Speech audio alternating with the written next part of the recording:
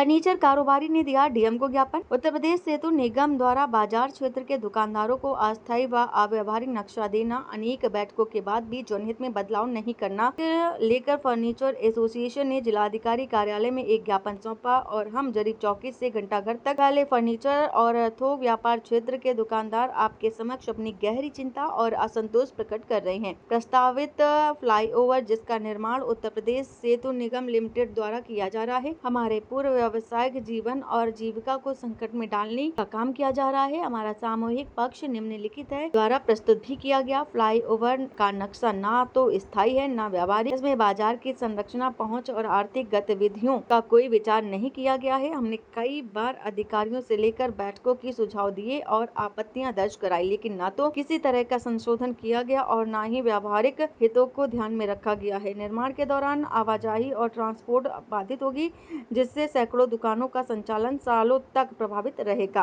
Pandey, Kanpur furniture व्यापार मंडल से आज हम लोग डीएम साहब के यहाँ अपना ज्ञापन देने आए थे।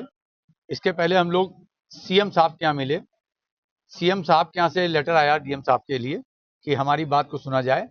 हमारा शहर के विकास में पूरा सहयोग है और हम चाहते हैं कि शहर का विकास हो, लेकिन हमारी परिवार को खत्म करके विकास हो, ये ऐसा हम नहीं चाहते हैं, क्योंकि इससे हम नहीं, हमारे परिवार, हमारे साथ काम कर रहे हैं लोग, जो हमारे सप्लायर हैं, सब लोग इफेक्टिव हो रहे हैं।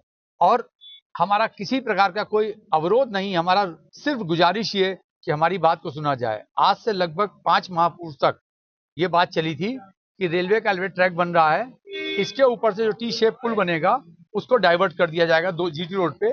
लेकिन अभी 4-5 महीने पहले उसको उन्होंने घंटाघर रोड पे उतार दिया है, जिसका सभी व्यापारी विरोध कर रहे हैं और जिसका अल्टरनेट भी है कि इसकी सुनवाई अगर उसको ना करके हम जीटी रोड से ही मिला देंगे तो किसी प्रकार का कोई नुकसान, किसी प्रकार का कोई ट्रैफिक जाम नहीं होगा। और अगर सरकार को लगता है कि वो 20 साल आगे की प्लानिंग कर रही है तो हम उसके साथ हैं। हम कहते हैं आप इतना आधा पुल क्यों बना रहे हैं, उसको घंटाघर तक बना दीजिए, ऊपर पूरा रोड चला जाएगा। जब आप कोई विकास का कार्य ही कर रहे हैं तो घंटाघर तक पूरा पुल बना दीजिए, नीचे सभी लोग सुरक्षित रहेंगे, सबका व्यापार चलता रहेगा और किसी प्रकार का अवरोध नहीं आएगा। लेकिन अगर जिस जगह आप पुल बनाते हैं 200 मीटर साइड में बंद कर देते हैं, वहां के व्यापारियों का क्या होगा? जब तक 3 वर्ष 4 वर्ष जो भी समावधि लगेगी उस पीरियड में दुकानें बंद हो जाएंगी, किसी प्रकार का व्यापार नहीं होगा। जब व्यापार नहीं होगा तो व्यापार जिएगा कैसे? आदमी के हाउस टैक्स, आदमी के वाटर टैक्स, उनके द्वारा बैंकों के लोन, उनके द्वारा बैंक की लिमिट, उनके बच्चों का एजुकेशन लोन, वो किसने दुकानदार कहां से देगा? क्या दुकानदार सिर्फ आत्महत्या पे ही मजबूर हो जाए तभी प्रशासन सुनेगा? और इसके लिए सिर्फ हमारा प्रशासन से अनुरोध है, हमारी बात सुन के इस पूरे प्रकरण में कभी किसी व्यापारी को बुलाया नहीं गया, उसको बैठाला नहीं गया, उससे पूछा नहीं गया कि क्या करना है।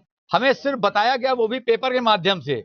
आज भी हम अधिकारियों के पास जा रहे हैं, अपनी बात कह रहे हैं, लेकिन हमको कहीं से सही उत्तर नहीं मिल रहा है।